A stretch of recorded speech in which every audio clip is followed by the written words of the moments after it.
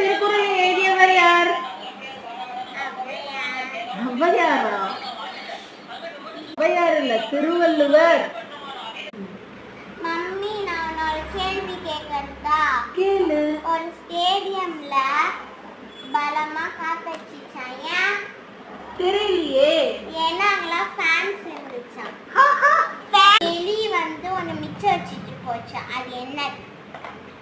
தெரியலையே. காக்கா. எலுமிச்சை. எனக்கே இதெல்லாம் தெரியுது, உங்களுக்குலாம் இதெல்லாம் தெரியாதா? தெரியலையே. ஷாம்பு போட்டா தலையில நுர வரும், பாம்பு போட்டா? உயிர் எழுத்துக்கள் எத்தனை? 12. மெயினை சுஷிதா, இவ்ளோ தெரிஞ்சு வச்சிருக்கியே. உன் தமிழ் டீச்சர் நல்லா சொல்லி தந்திருக்காங்க.